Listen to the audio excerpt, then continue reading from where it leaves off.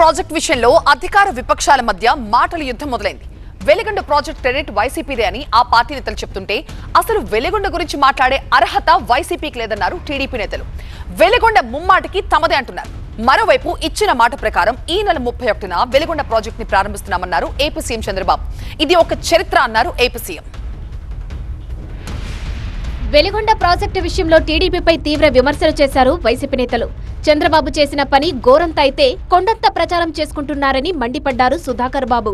మేము ఛాలెంజ్ చేస్తున్నాం, డిమాండ్ చేస్తున్నాం, సంఖ్యలతో మీరు ప్రజల ముందుకు రండి. చంద్రబాబు నాయుడు వెలిగొండ ప్రాజెక్టు నిర్మాణంలో తను ఏం చేశాడో ప్రజలకు చెప్పమని అడుగుతున్నాం. మొత్తం మీద ఆయన 2014-19 కాలంలో 6.6 కిలోమీటర్లు మాత్రమే పనిచేశాడు. ఇక 2019 నుంచి 24 మధ్య కాలంలో మాజీ ముఖ్యమంత్రి వర్యులు మన నాయకుడు వైఎస్ జగన్మోహన్ రెడ్డి గారి యొక్క నాయకత్వంలో వైఎస్ఆర్ కాంగ్రెస్ పార్టీ ప్రభుత్వం టన్నెల్ 1లో 2.883 కిలోమీటర్లు, టన్నెల్ 2లో 7.68 కిలోమీటర్లు, మొత్తం 10.568 కిలోమీటర్లు జరిగింది. 10.5 కిలోమీటర్లు జరిగింది. వైఎస్ఆర్ గారిది 20.3 కిలోమీటర్లు జరిగింది. జగన్మోహన్ రెడ్డి గారి హయాంలో 10.5 కిలోమీటర్ల పని జరిగింది. రెండు కలిపితే 37.58 కిలోమీటర్ల మేర పని జరిగింది. బాబు చేసింది ఎంతయ్యా?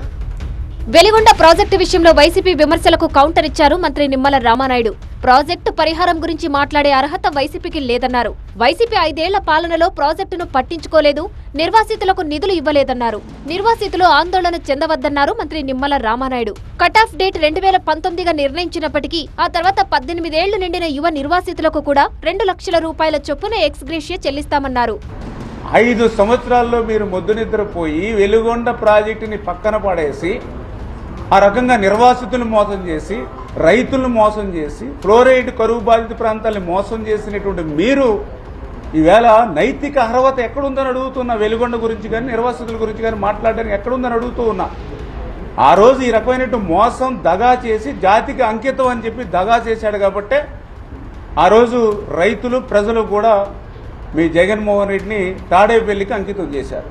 2250 కోట్ల రూపాయలు ఈవేళ ఖర్చు పెడుతూ మళ్ళీ అదనంగా 169 కోట్ల రూపాయలు నిర్వాసితులకి ప్రత్యేకంగా ఇవ్వాలి, వాళ్ళను కూడా గౌరవంగా సగౌరవంగా చూడాలి అనేటువంటి ఉద్దేశంతో ఆ యొక్క నిర్వాసితులకి పరిహారం అందజేసేటువంటి విషయంలో అధికారులు ఇవ్వడానికి అవకాశం లేదు అని సూచనలు కూడా ఇస్తే దాన్ని కూడా పక్కన పెట్టి ఆ 18 సంవత్సరాలు నిండినటువంటి వారికి కూడా 2 లక్షల రూపాయలు ఎక్స్గ్రేషియా కూడా ఇవ్వాలనేటువంటి నిర్ణయం కూడా చంద్రబాబు నాయుడు గారు తీసుకోవడం ఇది చరిత్రలో మొదటిసారి. వెలిగొండ ప్రాజెక్టుని నెల 31న ప్రారంభించనున్నారు ఏపీ సీఎం చంద్రబాబు. ప్రాజెక్టు ప్రారంభోత్సవం ఒక చరిత్ర అన్నారు ముఖ్యమంత్రి.